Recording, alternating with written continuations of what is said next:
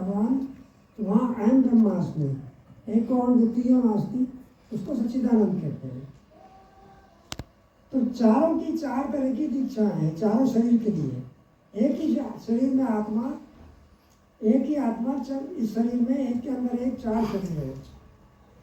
तो जो हमारा भौतिक शरीर है वो हमारे दो शरीर है, एक व्यष्टि शरीर और एक समष्टि शरीर। जो हमारा व्यष्टि शरीर भौतिक है उसका नाम विश्व कहते हैं, और जो हमारा समष्टि शरीर है उसको ब्रह्मा कहते हैं। तो ये व्यष्टि शरीर का गुरु कौन है? ब्रह्मा।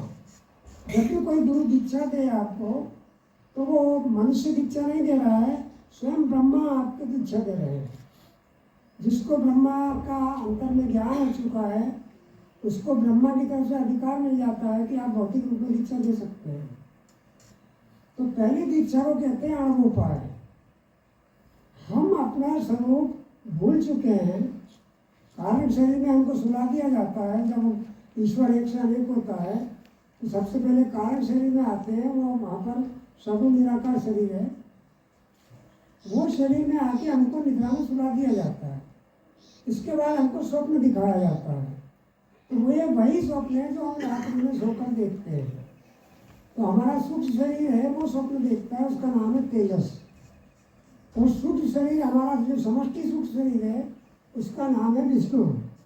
वेदांत में ब्रह्मा को हिरण्यगर्भ कहते हैं, और वेदांत में ब्रह्मा को बोल रहा हूँ, ब्रह्मा विष्णु महेश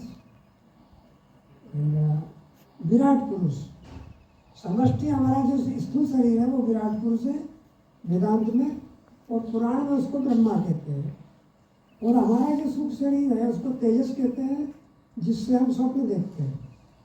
और हमारा ही समष्टि सूक्ष्म शरीर है उसको हिरण्यगर्भ कहते हैं वेदांत में, और पुराण में उसको विष्णु कहते हैं। ये ब्रह्मा विष्णु नाम के अलग से कोई ईश्वर नहीं है, हमारा ही समष्टि स्वरूप है जो ध्यान में हम अपने आप को अनुभव करते हैं। और तीसरा शरीर हमारा प्राज्ञ कहलाता है, और हमारा ही तीसरा समष्टि स्वरूप वो महेश कहलाता है। अब चूंकि हम अपने ब्रह्मा विष्णु महेश स्वरूप को भूल चुके हैं, निद्रा में हम स्वप्न देख रहे हैं, तो वो हमारे गुरु हो गए। तो ब्रह्मा और विश्व ये दोनों स्थूल शरीर के बीच में जो अज्ञान है उसी को ब्रह्म ग्रंथि कहते हैं। इसके बाद विष्णु ग्रंथि, तो हम अपना विष्णु स्वरूप भूले हुए हैं, और हमें अपना सूक्ष्म शरीर जो स्वप्न देखते हैं वही समझ में आता है कि कोई शरीर है, स्थूल तो सोया हुआ है, और मैं तो नदी में नहा रहा था और बातें कर रहा था। तो वो जो सूक्ष्म शरीर है उसको तेज कहते हैं, क्योंकि वो तेज से बना हुआ, प्रकाश से बना हुआ है। वहाँ ना पृथ्वी है ना कुछ नहीं है। हमारे हृदय में यहाँ पर आगे छत पे हम एक फिल्म देखते हैं, वो हमारी स्मृति से आती है वो फिल्म। और जो विष्णु भगवान का लोक है उसको ईश्वर सृष्टि कहते हैं, और अपना जो स्वप्न देखते हैं उसको जीव सृष्टि कहते हैं। तो हम जीव सृष्टि वाला तो स्वप्न सभी लोग देखते हैं, ईश्वर सृष्टि का सिर्फ योगी लोग देखते हैं। सामान्य संसारी व्यक्ति ईश्वर सृष्टि को नहीं देख सकता। ऐसा ही तो उन दोनों के बीच में जो अज्ञान है उसको विष्णु ग्रंथि कहते हैं। इसके बाद हमारा कारण शरीर उसको प्राज्ञ कहते हैं, जहाँ जाके हम गहरी नींद में सो जाते हैं। साक्षात ब्रह्मलोक है वो। वहाँ ना तो इंद्रियां है, ना मन है, ना बुद्धि है, ना शरीर है, ना संसार है। वहाँ अकेले आप हो, पर वो भी माया का लोक है। ये ब्रह्मा विष्णु महेश तीनों माया विशिष्ट। माया ने सच्चिदानंद में संस्कार डाल दिया और उसको साकार रूप में दिखा दिया। तो वो साकार रूप वास्तव में साकार नहीं हो सकता ईश्वर, पर स्वप्न में ऐसी लीला कर सकता है। तो ये जो संसार है ये सिर्फ एक स्वप्न है। आप स्थूल शरीर के द्वारा एक स्वप्न देख रहे हो, वास्तव में संसार है ही नहीं। ये माया के चश्मे हैं, इनके थ्रू देखोगे तो आपको संसार दिखेगा। ये शरीर के लिए संसार है, उपयोग के लिए। आत्मा का इससे कोई लेना देना नहीं है। आत्मा सिर्फ इसकी साक्षी है, आत्मा सिर्फ देखती है। तो जैसे आँख, आपकी आँख अपने आप को नहीं देख सकती, दूसरे को देख सकती है। ऐसे ही आत्मा अपने आप को नहीं देख सकती, अपने से भिन्न जो लीला चल रही है उसको देख सकती है। इसलिए आत्मा को साक्षी कहा है।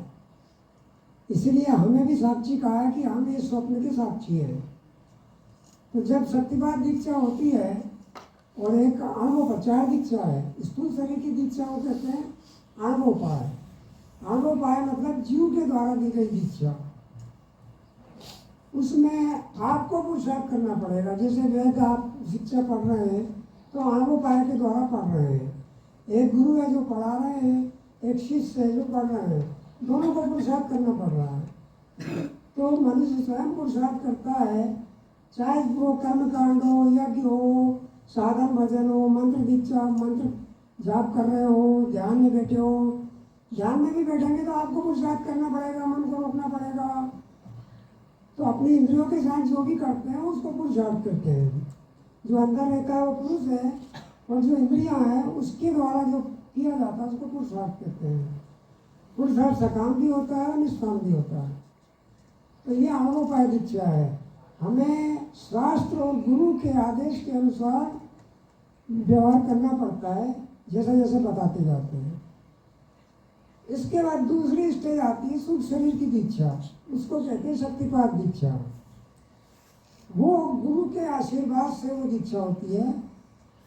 तो जो शक्तिपात गुरु जो दीक्षा देते हैं, वास्तव में वो मनुष्य दीक्षा नहीं दे रहा है, वो भी अपने अंतर्यामी से प्रार्थना करता है कि इस पर कृपा कीजिए, अगर कोई अधिकारी है उस पर कृपा कीजिए।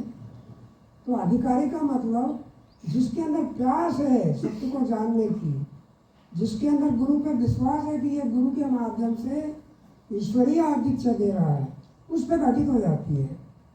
और जिसके मन में संशय है, समर्पण नहीं हुआ है, उसको दीक्षा घटित नहीं होती। नाम आ जाता है मेरे गुरु है, लेकिन दीक्षा तभी घटित होगी जब आप उसको ईश्वर स्वरूप मान लेंगे। क्योंकि ये शरीर हार मास का शरीर दीक्षा नहीं दे सकता।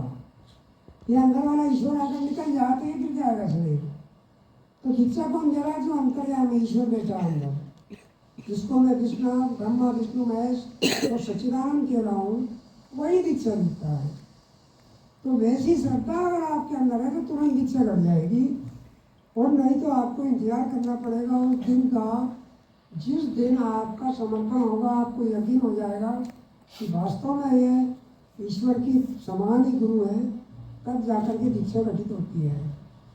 तो उसको कहते हैं शक्तिपात दीक्षा। शक्तिपात दीक्षा में आपको कुछ करना नहीं पड़ता है, आप सिर्फ बैठिए और देखिए। ऑटोमेटिक प्राणायाम होगा, ऑटोमेटिक आसन लगेंगे, अपने आप चक्रों के शुद्धिकरण की प्रक्रिया चलने लगेगी। तो ये मार्ग इनका है आज लव के थ्रू प्रैक्टिस। जितने भी माताएं बैठी हैं सब शक्तिपात के गुरु हैं। ये सब प्रैक्टिस जिग्लर के शिष्य लोग हैं जो अब गुरु बन गए हैं। तो ये सूक्ष्म शरीर की दीक्षा है। यहाँ पर आपकी चित्त शुद्धि, हृदय की शुद्धि होती है, तब कारण शरीर में जागते हुए प्रवेश का अधिकार मिलता है। जब तक हृदय शुद्ध नहीं होगा तब तक स्थूल और सूक्ष्म शरीर में हम रमण करते रहते हैं। तो सूक्ष्म शरीर और समष्टि सूक्ष्म शरीर, उसके जब हृदय शुद्ध होता है तो विष्णु ग्रंथि का भेदन हो जाता है। तब आपको लगने लगता है जो विष्णु भगवान का जो आनंद है, प्रेम है, ज्ञान है, वो आपके अंदर अपने आप आपकी स्मृति से आने लगता है। अभी आपकी भौतिक स्मृति है वो हमने बनाई है, हमें माता जी ने, पिताजी ने, गुरु ने बताया इसका नाम ये, इसका नाम ये। वो नई स्मृति बनी है, वो भौतिक स्मृति है। हमारे सूक्ष्म शरीर में पिछले जन्म का जो प्रारब्ध है उसकी स्मृति है। और कारण शरीर में अनंत अनंत जन्मों की स्मृति है जो बीज रूप में पड़ी हुई है। उसको भी हम तपस्या के द्वारा खोल सकते हैं, सिद्धियों के द्वारा। तो दो दीक्षाएं हो गई, शक्तिपात दीक्षा और अनुभवोपाय दीक्षा। अब कारण शरीर की दीक्षा। जब तक आप कारण शरीर में जागते हुए प्रवेश नहीं करेंगे तब तक ध्यान के आप अधिकारी नहीं हो। आप ध्यान में बैठेंगे जरूर, पर या तो क्रियाएं होगी या तो मन कुछ कर्म करने लगेगा, याद करने लगेगा दुकान घर, लेकिन मन स्थिर नहीं हो सकता। स्थिर कब होगा? कारण शरीर में जाकर। तो कारण शरीर में क्या है? माना तो इंद्रियां हैं, ना तो शरीर है, संसार है, ऐसा शरीर ही नहीं है। वहाँ आप अकेले रह जाते हो, वो भी माया का क्षेत्र है। तीन तीन शरीर माया द्वारा निर्मित है, तीनों ही स्वप्न है। जागना तो चौथे शरीर में जाकर है। जब आत्मा के प्रति जागोगे तब जागना कहा जाएगा। अभी हम संसार के प्रति जागृत हैं। ये भौतिक स्वप्न है, इसमें हम संसार के प्रति जाग रहे हैं। जब स्वप्न देखते हैं, सुख शरीर निद्रा में स्वप्न देखते हैं, तो उस स्वप्न के प्रति जागृत रहते हैं और हम कहते हैं यही संसार वास्तव में सत्य है। जब इस श्लोक में आते हैं, जागते हैं, तो हम कहते हैं ये संसार सत्य है। हमको बिल्कुल सत्य लगता है। मैं किसी को समझाता हूँ कि ये संसार है नहीं, स्वप्न है, बोले पत्थर मार के देखें। मैंने कहा पत्थर आप स्थूल शरीर को क्षति पहुँचाएंगे जो कि स्वप्न का शरीर है, मुझे क्षति नहीं पहुँचा सकते। जो मैं शरीर के अंदर बैठा हूँ वो अमृत है। इसके बाद तीसरा शरीर जो है, तो वहाँ पर फिर आप सोचते होंगे कि वहाँ पर फिर क्या है ब्रह्मलोक में। तो ब्रह्मलोक आनंद लोक है। ये स्थूल शरीर ये तमोगुण प्रधान है। जब तमोगुण की प्रधानता होती है तब पृथ्वी जल अग्नि वायु ये तमोगुण से बनते हैं। ये शरीर भी तमोगुण से बना हुआ है, तमोगुण की प्रधानता में। जब रजोगुण प्रधान होता है तो हम सपने में चले जाते हैं। तो शक्तिवाद क्रिया में रजोगुण प्रधान हो जाता है और वो हमारे सूक्ष्म शरीर में क्रिया करवाता है और वो क्रिया स्थूल शरीर में दिखने लगती है। जैसा सूक्ष्म में होता है स्थूल में भी होने लगता है। जैसे सपने में आप किसी से लड़ रहे हैं तो आपके शरीर स्थूल शरीर के भी मुट्ठियाँ दिख जाती है, चेहरे पे भी असर आने लगता है भाव। तो सूक्ष्म शरीर और सूक्ष्म शरीर ही स्थूल से काम करवाता है। सूक्ष्म शरीर हाथ उठेगा तो ये भी उठेगा। तो शक्तिपात में सूक्ष्म शरीर में क्रिया होती है, वो स्थूल में भी भाषने लगती है। और आप सिर्फ साक्षी बने रहते हो, सिर्फ देखते हो। आपको आश्चर्य होता है कि मैं रोना नहीं चाहता, फिर रो क्यों रहा हूँ? मैं हंसना नहीं चाहता, हंस क्यों रहा हूँ? मैं नाचना नहीं चाहता, नाच क्यों रहा हूँ? सारे गुस्सा होना, सारी क्रियाएं, जो जो विकार आपके अंदर है वो उस इंद्री से जिससे अंदर गया उसी इंद्री से बाहर फेंका जाता है। इसलिए वो क्रिया होती है। वो शुद्धिकरण की एक प्रक्रिया है। प्रत्येक चक्र एक एक तत्व से जुड़ा हुआ है।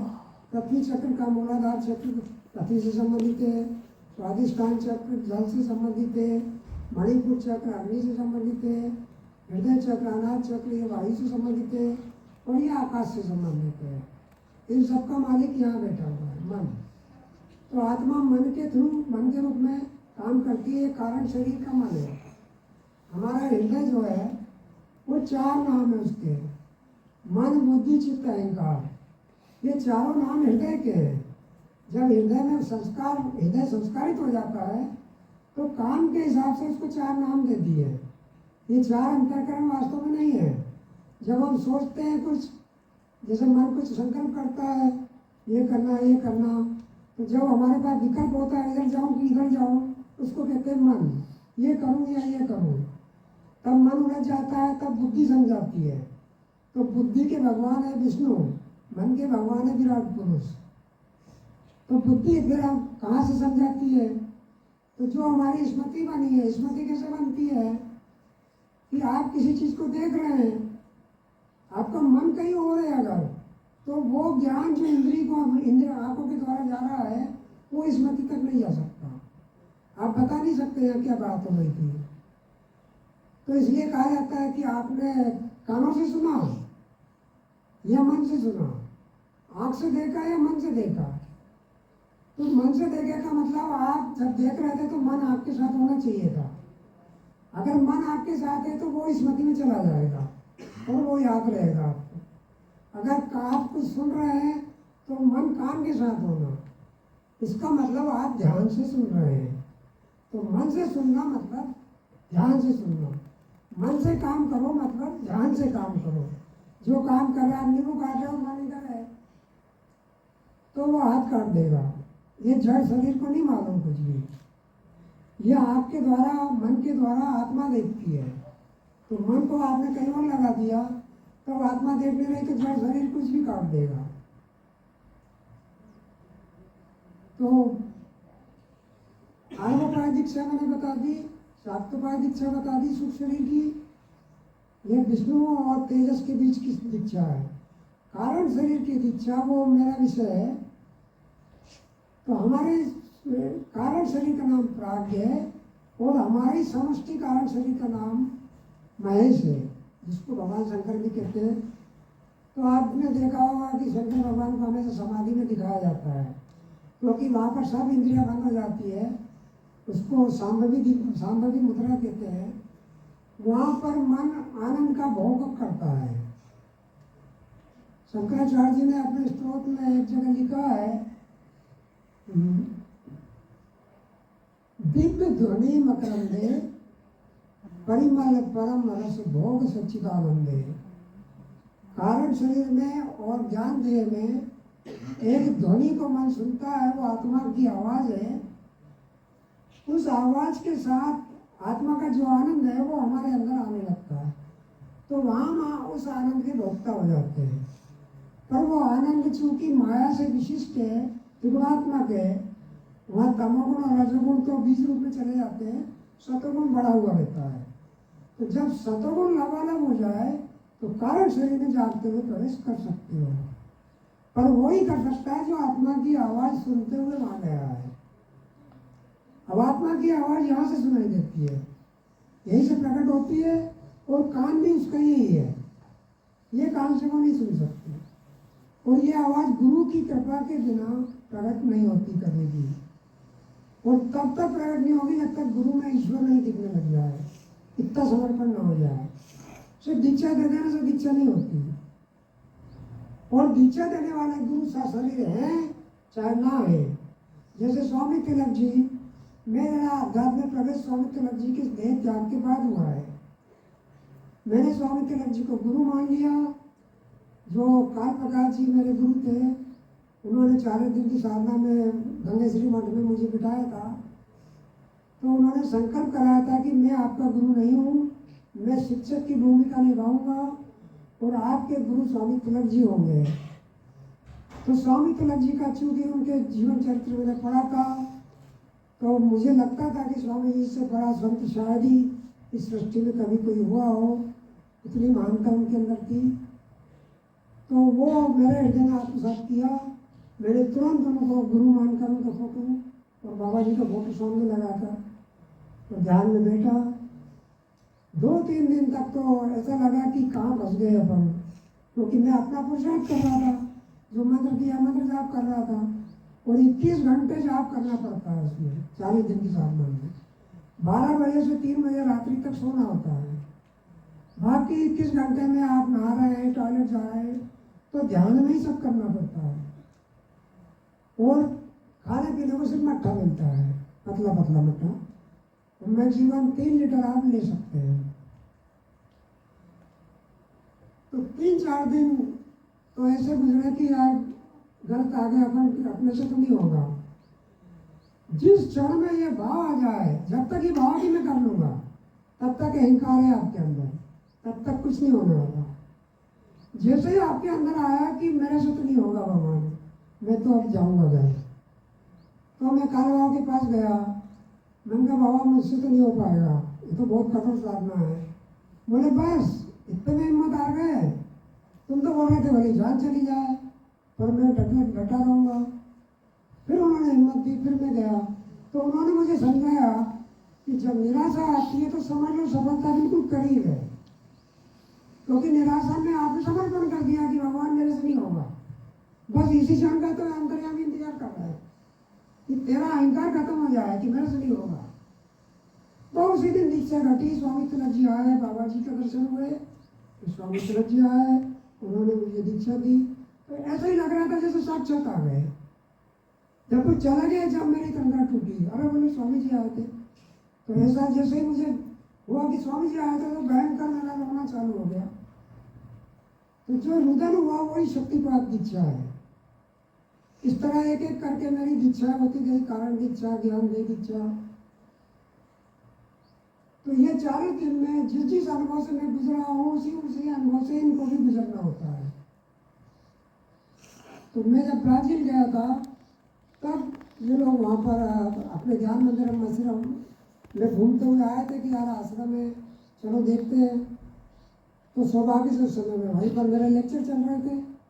तो पैट्रिक जिगलर और शांति सिरले और इनका एक बालक था, उस समय इसी की उम्र में था जो अभी है बच्चा, इसका बड़ा भाई। तीनों वहाँ पर आए तो तीनों ने मेरे लेक्चर सुने।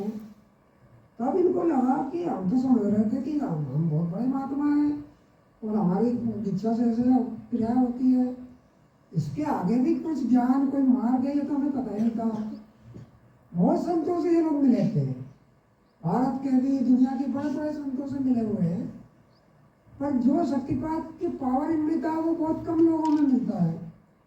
अब इसके आगे भी कुछ है, ये इन्होंने कभी कल्पना तक नहीं की थी। तो मेरा जो लेक्चर होता था वो कारण शरीर के लिए होता था और ज्ञान देह चौथी देह के लिए होता था। तो ये इन्होंने जब सुना तो बोले आप क्या बोल रहे हैं? बोले ये तो हमने कभी सुना ही नहीं, शास्त्रों में पढ़ते हैं तो इस तरह कभी ध्यान ही नहीं जाता। तब सबसे पहले शांति, इन्होंने जितने भी प्रश्न किए, बहुत प्रश्न पूछे इन्होंने, तो मुझे अंतर से ऐसा कॉन्फिडेंस है कि चाहे कोई कुछ भी पूछ ले उसको 100% संतुष्टि मिलेगी। और जब तक वो संतुष्ट नहीं होता, चाहे 2 घंटे लग जाए, चाहे 100 प्रश्न पूछना पड़े, मैं उसको पूछता रहता हूँ और क्या शंका है और कहाँ डाउट है। जब वो टोटल सरेंडर कर दे कि आप मुझे पूर्ण विश्वास है कि आप, अब मेरे पास कोई प्रश्न नहीं बचा, आपने सब कुछ उत्तर दे दिया, तब सबसे पहले समर्पण शांति का हुआ और उन्होंने कहा आई वांट दीक्षा ब्राह्मण। तो पहले दिन शांति की दीक्षा हुई। फिर पैट्रिक ने कहा कि मेरा कुछ डाउट और क्लियर करना है। 40 साल से पैट्रिक दीक्षा दे रहे हैं और इनका कोई गुरु नहीं था, पिछले जन्म के योगी थे। इनमें स्वामी की वो शक्ति आई। ये पढ़ाई की दृष्टि से आप भाऊ जी क्या आर्किटेक्ट, आप आर्किटेक्ट का काम करते थे पहले, पर इनको अनायास ही वो स्मृति ताज़ा हो गई और इन्होंने फिर अध्यात्म दीक्षा देना चालू किया। कोई गुरु नहीं था इनका, तो आल्लाह के नाम से इनकी संस्था है। अब वो जो तीसरा शरीर का मैं बता रहा हूँ, तो तीसरे शरीर में जिसका सतोगुण पूरा बढ़ा हुआ है और रजोगुण तमोगुण दबा हुआ है, ऐसा उसी के साथ होगा इसको कारण शरीर की दीक्षा मिल चुकी, जिसको ज्ञान दीक्षा कहते हैं। ध्यान दीक्षा भी कह सकते हैं। ध्यान तीसरे शरीर में जाके स्टार्ट होता है। हम जो बैठ के करते हैं ना, तो हम कहते हैं ध्यान कर रहे हैं। ध्यान यहाँ लग ही नहीं सकता, हम प्रयास करते हैं तो लग नहीं सकता। सूक्ष्म शरीर में भी ध्यान नहीं लग सकता, क्योंकि वो क्रिया योग है, वो क्रियाएं बदलती है, प्रतिचरण बदलती है।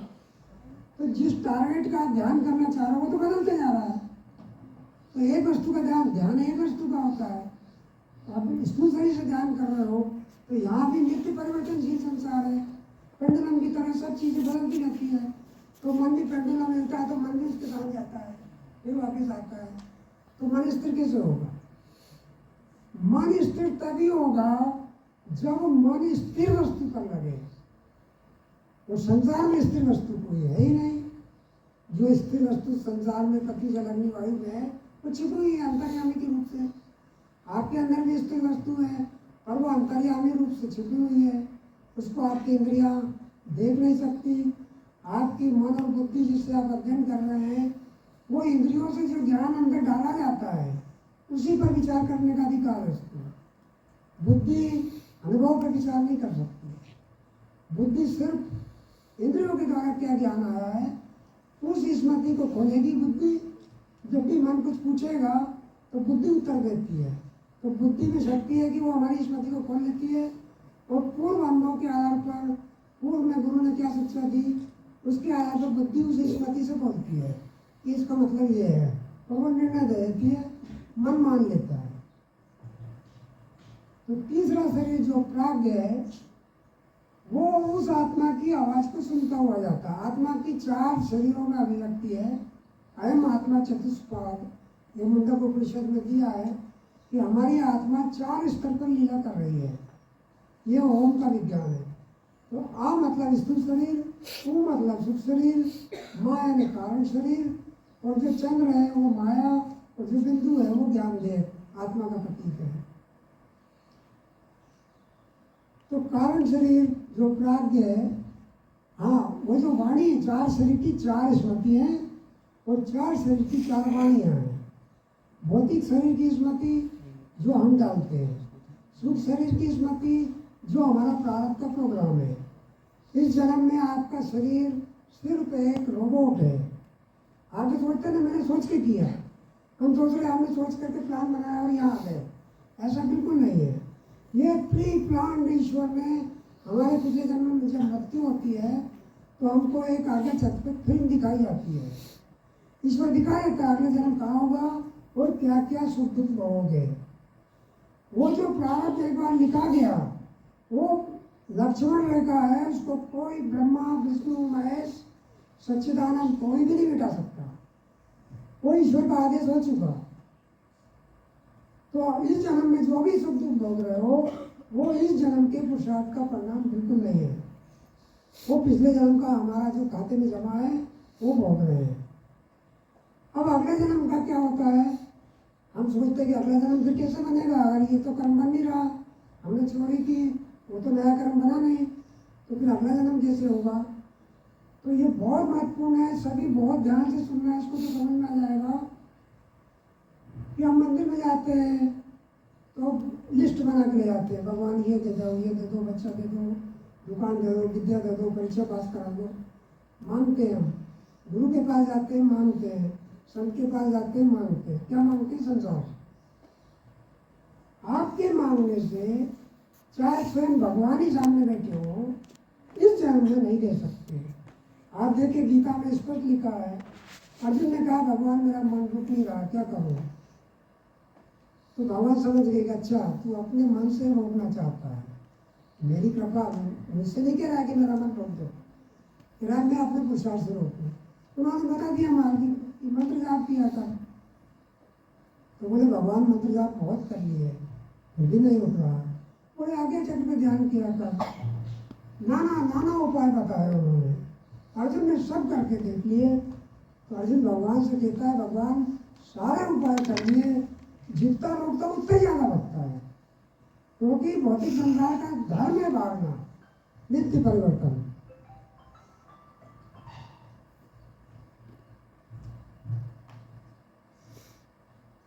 तब भगवान ने कहा अर्जुन ये तेरा मन है ना, ये मेरी माया शक्ति है, तू एक जीव है, तू कैसे रोक लेगा। मेरी शक्ति माया शक्ति मेरे आदेश के बिना कैसे रुकेगी। तो भगवान फिर क्या करूं, बोले माम कम शरणम, मेरी शरण में आ जा, इससे ज़्यादा तू कुछ नहीं कर सकता। मेरी जो शक्ति है ब्रह्म विद्या, तू साक्षी रहेगा वो सब करेगी, तू सिर्फ देखना। तब अर्जुन को समझ में आया कि भगवान वास्तव में मेरे मित्र नहीं गुरु है। तब उस दिन उनका समर्पण हुआ। तो जो ध्यान के लिए हम बैठते हैं, ध्यान तीसरे शरीर में प्रवेश के बाद ही लग सकता है, और तीसरे शरीर में प्रवेश करते ही नींद आ जाती है। पैट्रिक मिश्र कहते हैं कि बहुत क्रियाएं होती है और थोड़ी देर बाद जब थक जाते हैं तो वो नींद में चला जाता है। तो बोले क्या वो समाधि है। बहुत से गुरुओं से पूछते हैं कि मैं तो 3-3 घंटे बैठा रहता हूँ, मुझे होश ही नहीं रहता। तो गुरु कहते हैं इसको कि वो भी कारण शरीर तक गया नहीं है, तो कहते हैं बेटा वो समाधि है।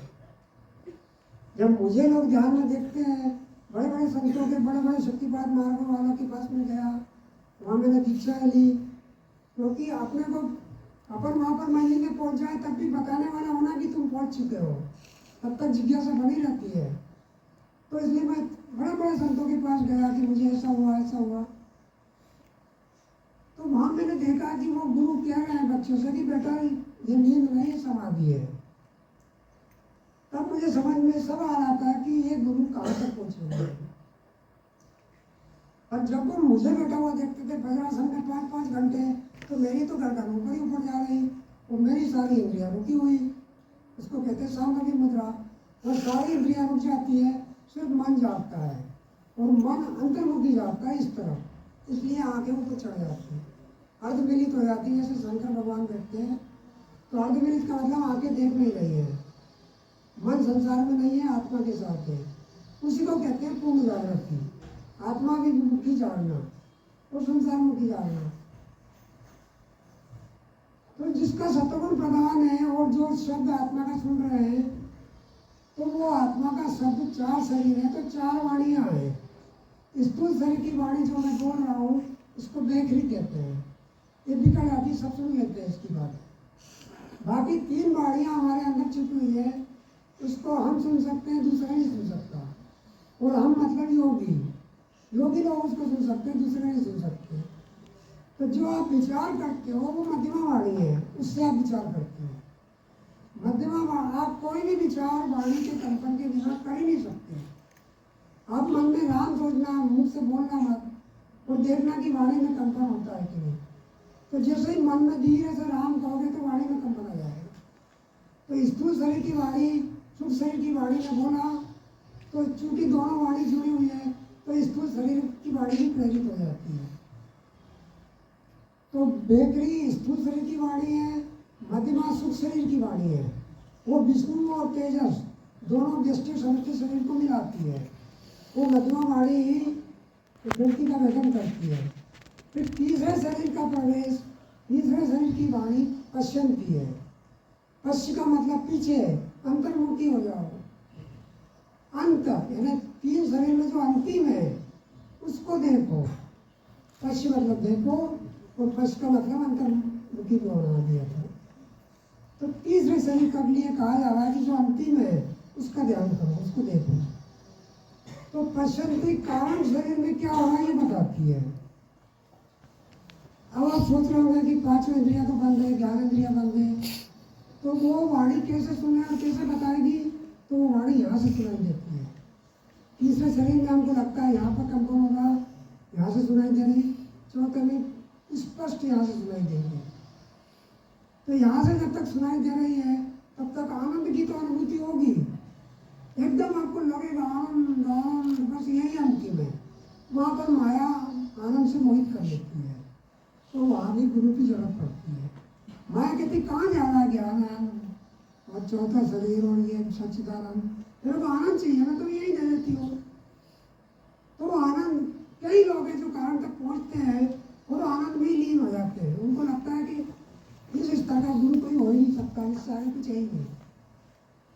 तो उसको भी गुरु चाहिए जो चौथे शरीर तक पहुँचा हुआ है, नहीं तो वो उस शरीर तक जा करके वही उसकी यात्रा रुक जाएगी। तो उपनिषद में दिया हुआ है, बृहदारण्यक छांदोग्य में दिया है कि जिसकी जीते जी मुक्ति नहीं हुई पर कारण शरीर तक पहुंच गया, आनंद में लीन है, तो अंतमति सो गति। अगर आप आनंद में लीन है, शरीर छूट गया, तो आपकी मति तो संसार में आने की थी नहीं, आप तो आनंद के भोग में लगे थे।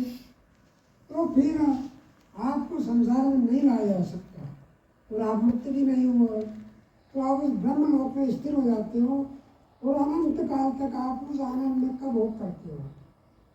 वहाँ आनंद के अलावा कुछ नहीं है।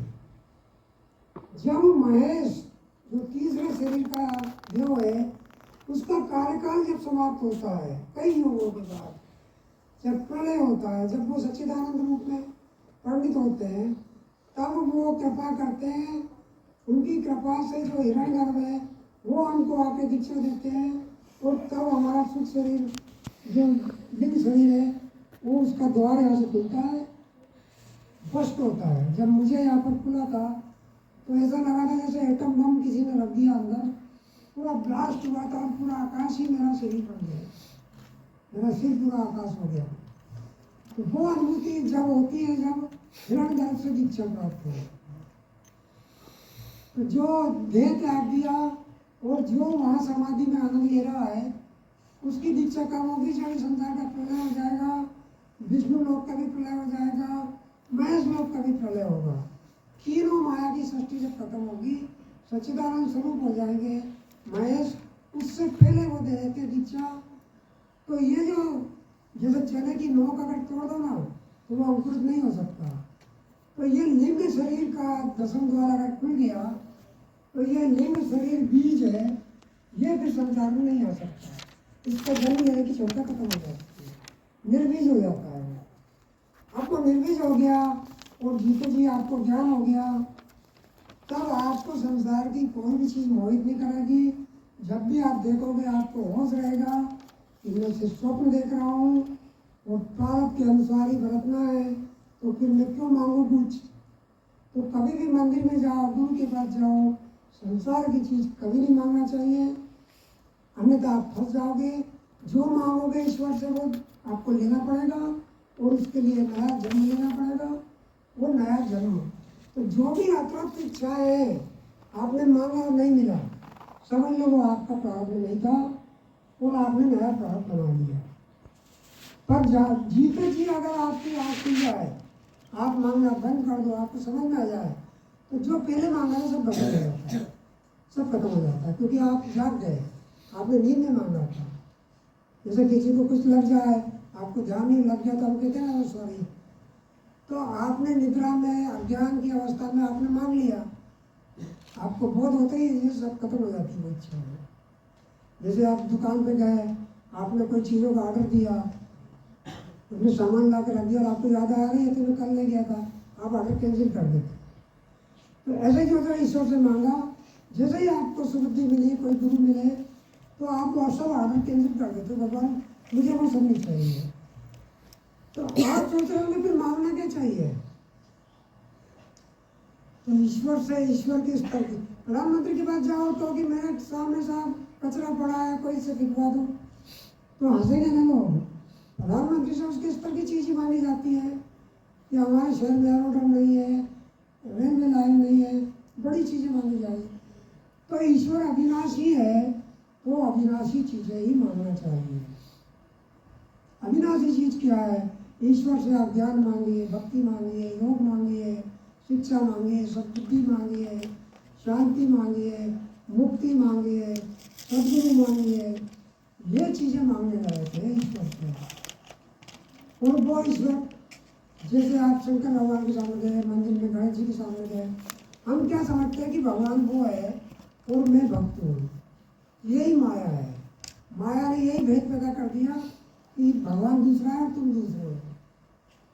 तो जब भी आप, अब हम गणेश जी के पास जाते डर लगता है शंकर भगवान नारायण ना हो जाए, मैं तो मेरा इष्ट तो वो है, मैंने इधर प्रणाम कर लिया।